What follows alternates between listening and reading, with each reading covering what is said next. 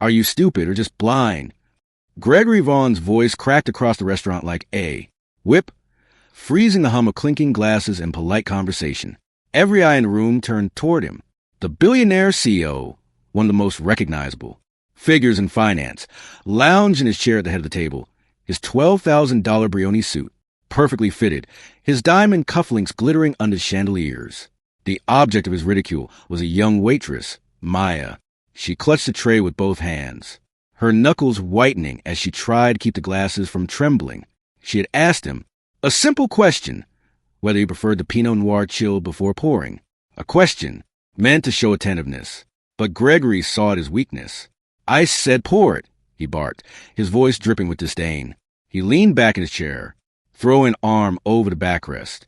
God, do they just hand out uniforms to anyone these days? You can't even follow the most basic instruction? What a joke. The executives seated around him shifted uncomfortably. Some gave forced, nervous chuckles, desperate not to anger the man whose favor meant million-dollar bonuses. Others stared down at their plates, pretending to be absorbed in their food. No one dared speak. Maya felt the sting of his words burn hotter than the restaurant lights. Still, she pressed forward, uncorking the wine with steady movements she had practiced countless times. Her hands wanted to tremble, but she refused to let him see her crack. Gregory wasn't finished. Look at this, he said loudly, gesturing toward her like a cruel entertainer showing off a flawed act. Can't even hold the bottle properly. If you're going to serve people like me, sweetheart, at least try not to embarrass yourself. Honestly, why do they keep hiring people like you? The phrase people like you cut deeper than the insult of stupidity. It was casual, dismissive, laced with venom she had felt before, but never this openly. Maya's jaw tightened. She fought to keep her composure as she poured his wine flawlessly, not spilling a single drop. When she finished, she set the bottle gently on the table and asked, "Is there anything else I can bring for you, sir?" Her voice was soft but unwavering. Gregory smirked, swirling the wine in his glass. "Just try not to mess that up too, sweetheart." A few men at the table laughed, some louder than others, hoping their loyalty would be noticed. At the far end of the table, however, one man remained silent. Anthony Caldwell, a private equity giant with a calm, calculating demeanor, hadn't laughed. He hadn't looked away, either. His eyes stayed on Maya as she turned and walked toward the service station, her spine straight even though her heart felt heavy. Anthony had seen arrogance before. He lived in a world of egos, power, and excess. But this was different. This wasn't a slip of temper or an offhand remark.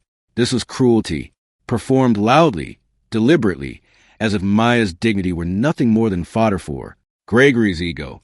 Gregory misread Anthony's silence as agreement. He leaned forward, raising his glass. "Now, gentlemen, as I was saying, this deal will change the game. Vaughn Enterprises is about to crush the competition. By the end of the quarter, everyone in the industry will be whispering my name. That's why you're all here tonight, to witness the start of something historic." He lifted his glass higher, to dominance. Reluctantly, glasses clinked around the table. Some executives muttered, "Cheers." Others nodded obediently. But Anthony only swirled his wine, watching the deep red liquid spiral. Slowly, he didn't drink. Maya reached the service station and set the tray down carefully, her breath unsteady. She could still hear the laughter echoing in her mind, still feel the sting of the words he had, thrown so casually. Stupid girl. People like you. She closed her eyes for a second, remembering why she was here. Her tuition, her rent, the textbooks that cost half her paycheck. She couldn't afford to break down. Not here. Not now. Straightening her uniform, she inhaled deeply and returned to her duties. Back at the table, Gregory basked his own arrogance. He bragged about his empire, his recent acquisitions, his fleet of cars, his upcoming luxury villa project. Every sentence began with "I" and ended with "me." Anthony listened, but not to the words. He studied Gregory's face, his smirk, the dismissive flick of his hand when another server passed too close. He noticed how every compliment Gregory received was a performance, how every laugh was forced. Then, without warning, Gregory turned back to Maya as she approached with fresh bread for the table. "Careful, sweetheart," he said loudly. "Try not to trip this time. We wouldn't want you. To ruin my suit, this fabric costs more than your entire year's salary. Laughter erupted again, this time louder. Maya's chest tightened, but she walked calmly, placing the breadbasket on the table without a word. She refused to give him the satisfaction of a reaction. Anthony's jaw flexed ever so slightly. He caught the faintest glimmer of tears in her eyes as she turned away, but her back remained straight, grace in the face of humiliation. Gregory, still oblivious, leaned back and whispered to one of his board members, loud, enough for half the table to hear. This is why I never waste time on people who don't matter. They're replaceable, forgettable, stupid. The board member forced a laugh, though his eyes flickered with discomfort. Dinner continued, but the air had shifted. Guests across the restaurant stole glances toward the corner, whispering to each other. Gregory didn't notice, or if he did, he didn't care. Anthony remained silent, letting the evening unfold. As dessert was served, Gregory slapped his hand against the table and grinned at Anthony. So, what do you say, Caldwell? Ready to sign on and make history with me? Vaughn, Enterprises, and Caldwell Capital. Together we'll own the market. Anthony set his glass down carefully. His calm eyes met Gregory's smug grin, but he didn't answer. Not yet, because Anthony Caldwell wasn't just weighing numbers or strategies. He was weighing character, and Gregory Vaughn had just failed the test. Gregory's grin stretched wider across his face, his teeth gleaming in the low light of the restaurant as if victory were already his. So, Anthony, he said, leaning in as though sharing, a private joke. You've seen what I built, the empire, the reach, the sheer dominance of Vaughn Enterprises. We're not just ahead of the competition. We are the competition. That's why this deal makes perfect sense. Two titans joining forces. You and me, history in the making. The men around him nodded, some with genuine belief, most with practiced obedience. No, one wanted to be on the wrong side of Gregory Vaughn, except Anthony Caldwell. Anthony's face remained neutral, his fingers resting lightly on the stem of his wine glass. He didn't rush to answer. He didn't lean in. He simply let the silence stretch long enough that Gregory began to fidget. Before Anthony could respond, Maya returned to the table, balancing a tray with delicate desserts. She moved with precision, careful not to let a single plate rattle. Her expression was calm, but her eyes carried exhaustion, the quiet strength of someone forced to swallow, her pride to keep her job. Gregory smirked at her approach. The entertainment returns, he said loudly, ensuring the table heard. Careful, sweetheart, these plates cost more than your rent. Wouldn't want you to drop them, would we? A ripple of laughter rolled across the table. Maya didn't flinch. She set the plates down one by one, her movements graceful, deliberate. When she placed the last one in front of Anthony, he met her gaze. Thank you, Anthony said softly. 2 simple words. But to Maya, they felt like a lifeline thrown into deep water. Respect, spoken aloud, in a room where she'd been treated like dirt. She nodded faintly, her lips pressed together, before stepping back. Gregory chuckled. Look at you, being polite.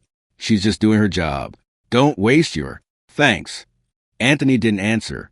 He picked up his fork, cut into the delicate pastry, and took a slow bite, his eyes never leaving Gregory. You know, Anthony, Gregory said between mouthfuls, this is what separates men like us from the rest. We understand that business is about strength, power, winning.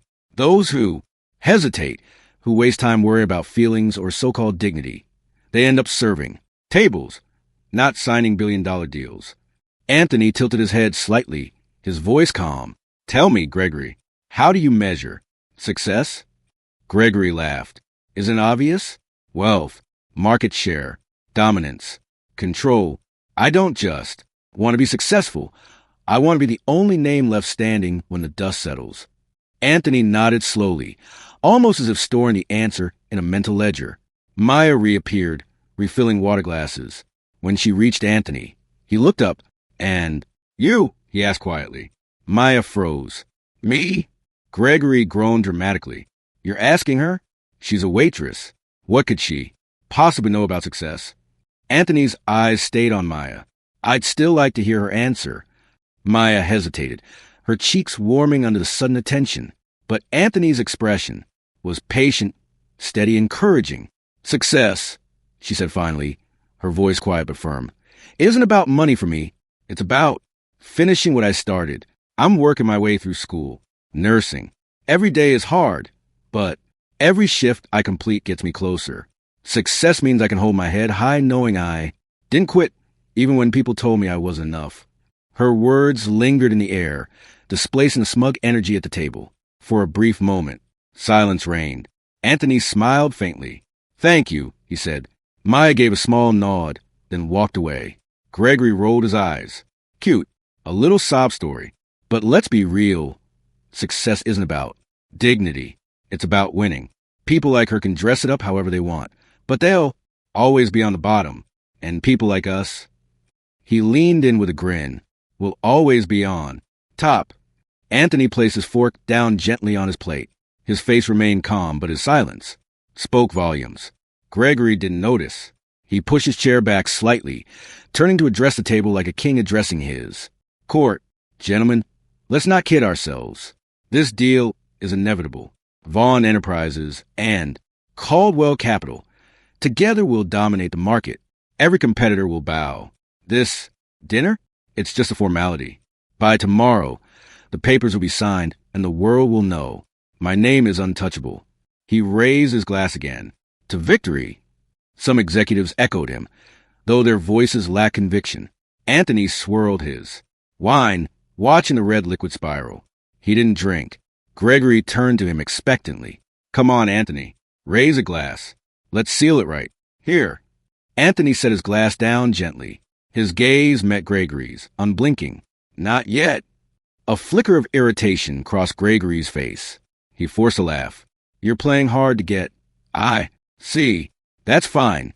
I respect a man who negotiates. But let's not drag it out. You know this deal is golden. Anthony leaned back in his chair. Do I? Gregory's smile faltered. Of course you do. The numbers don't lie. Anthony's expression remained unreadable. Numbers don't lie, but people do. The words hung in the air like a storm cloud. Gregory shifted, forcing a chuckle. You're overthinking, Anthony. Look, I built my empire because I don't waste time worrying about people's feelings. Business is about winning. And tonight I win. That's why you're here. That's why you'll sign. Anthony didn't reply. He reached for his napkin, folded it neatly, and placed it on the table. His silence was louder than words. Across the restaurant, Maya watched discreetly from the service station. She couldn't hear their conversation, but she noticed Anthony's calm stillness, the way his eyes never flinched. From Gregory's arrogance, something was happening at that table, something Gregory was too blinded by ego to see. The evening dragged on, but the tension only grew thicker. Gregory's voice grew louder, his boasts more extravagant. He mocked competitors, belittled employees who couldn't keep up, even laughed about cutting pensions to weed out the weak. Every word dug his hole, deeper, though he didn't realize it. Anthony listened, saying little. He didn't need to. He had seen enough. At last, Gregory rose from his chair, buttoning his jacket with practiced flair. Gentlemen, thank you for tonight. Anthony, he said, gripping his shoulder firmly, I'll have my lawyers send over the paperwork in the morning. This will be the start of something legendary. Anthony stood slowly, slipping into his jacket with quiet composure. His gaze met Gregory's. Smug grin. Yes, Anthony said softly. Legendary. Gregory grinned wider, convinced he'd secured his prize. But Anthony Caldwell's eyes held a calm finality Gregory didn't yet recognize. The deal wasn't his. It never would be. The following morning, Gregory Vaughn strutted into his glass-walled office on the top floor of Vaughn Enterprises, the city skyline stretching endlessly behind him. His mood was electric. He had already told his board, his shareholders, and even the press that the biggest deal of his career was as good as signed. This is it, he muttered to himself, adjusting his cufflinks in the reflection of the window. Vaughn Legacy, secured.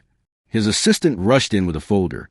Mr. Vaughn, Caldwell Capital sent over a statement. This morning. Gregory snatched the folder, a smug grin spreading across his face. Excellent. The ink isn't even dry, and Anthony already wants to brag about it. Can't blame him. Who wouldn't? He opened the folder. The grin vanished. The document wasn't a contract. It was a press release. A single-page announcement, signed by Anthony Caldwell himself. After careful consideration, Caldwell Capital will not be entering into any partnership with Vaughn Enterprises. Our values do not align. At Caldwell Capital, we believe success is measured not only in numbers, but in integrity, respect, and the dignity with which we treat others. We declined this deal. Gregory's hand shook as he read the words again. What the? No, this has to be a mistake. His assistant shifted nervously. Sir, the press has already picked it up. It's everywhere. Wall, Street Journal, Bloomberg, Forbes, social media too. Hashtags are trending.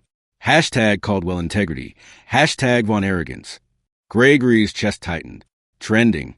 The assistant nodded. Yes, sir. And she hesitated, then handed him a tablet. This clip has gone viral overnight. Gregory snatched the tablet. On the screen was shaky phone footage taken from across the restaurant the night before. It showed him leaning back in his chair, smirking as Maya served dessert. His voice, loud and clear, carried over the laughter at the table. Careful, sweetheart, these plates cost more than your rent.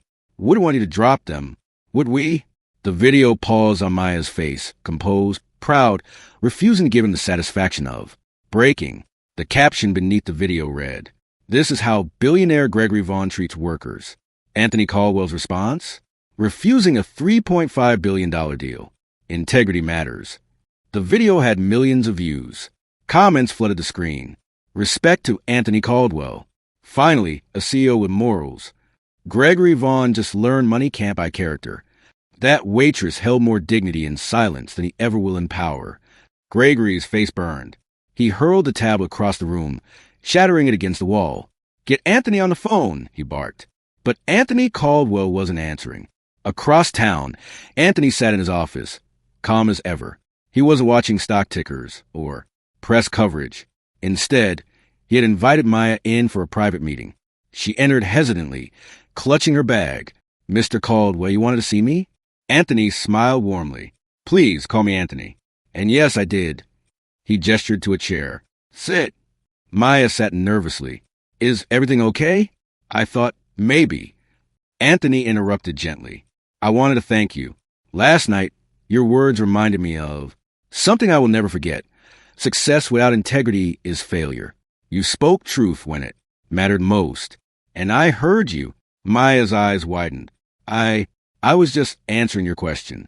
I didn't think. Anthony leaned forward. Your honesty mattered more than you know. Gregory Vaughn's empire may look powerful, but it's built on arrogance and disrespect. I couldn't in good conscience tie my company to his. Walking away cost me billions, but it saved me something more valuable, principle. Tears stung Maya's eyes, though she blinked them back. I don't know what to say. Anthony smiled. Say yes. Maya frowned. To what? He slid a crisp envelope across the desk. Inside was a scholarship offer, fully funded by Caldwell Capital. Tuition, books, living expenses, everything covered. I heard you say you were studying nursing, Anthony said. I want to make sure nothing gets in the way of that. The world needs more people like you. People who refuse to quit. Maya gasped, covering her mouth with her hands. I can't accept this. It's too much. Anthony shook his head. It's not charity. It's an investment. You stood tall when others would have bowed. That's leadership. And leadership deserves to be rewarded. Maya's tears spilled over now, her voice breaking. Thank you. Thank you so much. Anthony nodded. No, thank you. Meanwhile, Gregory Vaughn's empire began to crumble. The markets responded viciously to the news. Vaughn Enterprises stock plummeted. Shareholders demanded answers. Partners pulled out of negotiations. Overnight, Gregory's reputation transformed from billionaire titan to toxic liability. Inside his office, Gregory screamed at his executives. This is temporary. Caldwell will come. Crawling back once he realizes he can't survive without me. But his executives exchanged weary looks. They knew better. Caldwell Capital's reputation soared, while Vaughn Enterprises drowned in scandal. Gregory had not only lost a $3.50 billion deal, he had lost his crown. Days later, Anthony visited the restaurant again. The staff whispered in awe as he walked. through the doors, but he headed straight for Maya, who was working her final shift. She smiled as he approached. Sorry, Anthony. What are you doing here? Anthony grinned. I heard this was your last night. Thought I'd stop by to wish you luck. Maya's smile grew wider. Thanks to you, I can actually start nursing school without worrying. About money, I'll never forget what you did. Anthony's expression softened. And I'll never forget what you said. You reminded me of something too many people in power forget, that respect is priceless. As he left, the restaurant erupted in quiet applause. For Maya, for her courage, for the power of dignity in the face of arrogance. Gregory Vaughn, once untouchable, now sat alone in his penthouse, staring out at the city that no longer admired him. The deal that should have cemented his legacy had destroyed it. Instead, his downfall wasn't caused by market forces or corporate rivals. It was caused by a single moment of arrogance, an insult to a woman he thought was beneath him. But Maya, the stupid waitress he mocked, had stood taller than he ever could, and Anthony Caldwell had proven to the world that sometimes the greatest power isn't wealth, it's integrity. And that's the story of how a billionaire CEO's arrogance cost him everything, while Waitress's dignity inspired a lesson the world won't forget. What do you think, did Anthony make the right choice walking away from billions to stand by his principles? Let us know in the comments below. And don't forget, subscribe to Residential Stories for more powerful stories like this.